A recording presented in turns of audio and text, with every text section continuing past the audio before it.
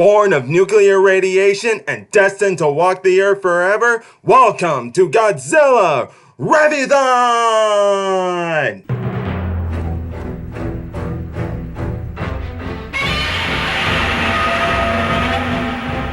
What's up, YouTubers of the world? MegaGeek Mixer here to bring you guys not just the 14th installment to the Godzilla franchise, but this movie takes place in 1974. That's right, guys, that's the 20th anniversary of Godzilla, and in this one, we are introduced to one of his biggest and famous adversaries of all time, in Godzilla vs. Mechagodzilla.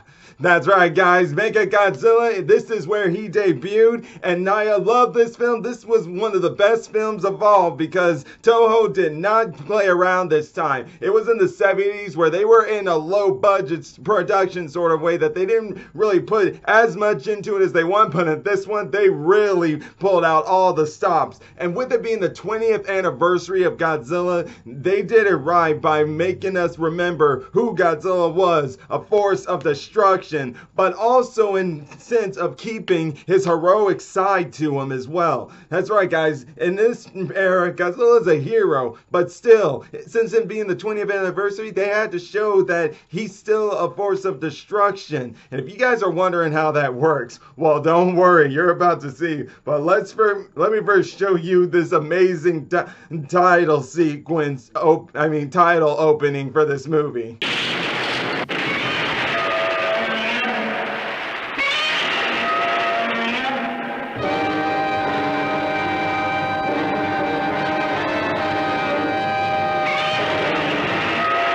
Insane, right? That's no better way to do it for the 20th anniversary of Godzilla, that's for sure. But like I told you guys, how do they make Godzilla stay a hero but also keep his destructive nature? Well, first off, we got Godzilla rising out of Mount Fuji and going on a rampage, which is odd, right? I mean, he's supposed to be a hero in this film, so why is he doing this?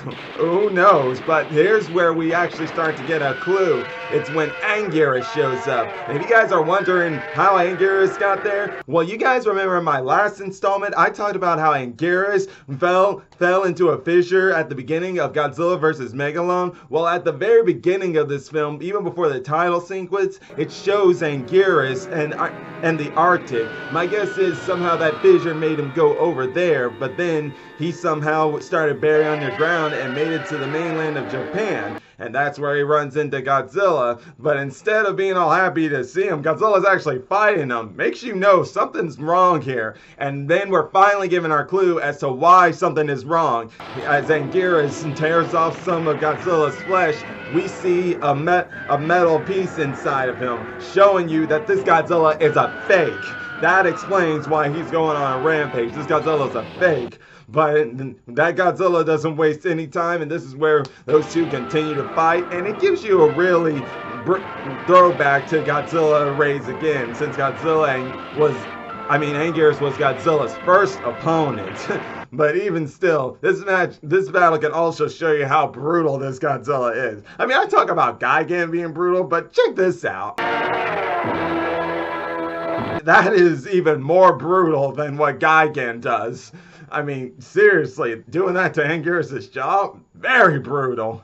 But after all that was said and done, Godzilla went on over into the city and started causing all sorts of destruction. But his destruction didn't get too far. As soon as he got to a building, who would arise but another Godzilla? That's right, guys, we got two Godzillas. And I bet the world's stunned here. What's going on? Oh, it don't take you long to figure out, especially when Godzilla knocks off some of the flesh from that fake Godzilla. And when it gets to that point, the person controlling Godzilla just says, playtime's over. It's time to really show them what they're dealing with here. You're mistaken if you think your powers are a match for Mechagodzilla. And then we get the reveal of Mechagodzilla. And I love this thing where they just show off his weaponry as they're showing him from the bottom to the top. It is insane. But this is where we also get an amazing scene of the first ever beam collision in the Godzilla franchise as Godzilla and Mechagodzilla collide their laser beam and their atomic breath together. The explosion is so powerful, sends Godzilla into the sea and makes Mechagodzilla short circuit to where their fight's going to be postponed. But now this is where I'm going to go into the human plot, which I gotta say, the human plot of this was actually pretty good. It was pretty action-based. Now, not exactly fist-fight action-based, but all around non-stop action. Like, we got people spying, we got people scuffling a bit there. It's amazing. But in the part of the human scene, first off, Mechagodzilla is controlled by people from a planet, from a black hole. One of them being the main character who's the chief of these aliens. And I think, and their true identities are they're actually apes. I guess they were getting that from a reference back from the original franchise of Planet of the Apes. Because here's the thing, they are only in human disguise, but if they die, then they show off, then they revert back to their true form, which is strange. I wonder, or I don't know. Who knows, but yeah, if they die or if they're mortally wounded, then their true face is shown. But as for the other human characters, you got a digger, and like I said, you got the chief of the aliens, and then you got this doctor who knows about space equipment.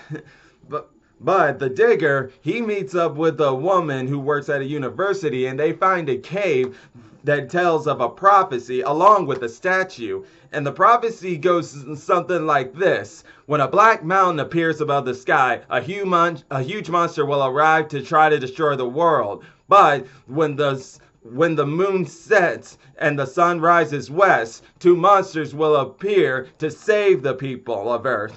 And that's where also the statue plays into a role with that prophecy. You see, when that statue is in place, when the sun and the moon rises, they reveal to us one of the two monsters that are supposed to save the people from the monster that represents the Black Mountain, that being Mechagodzilla.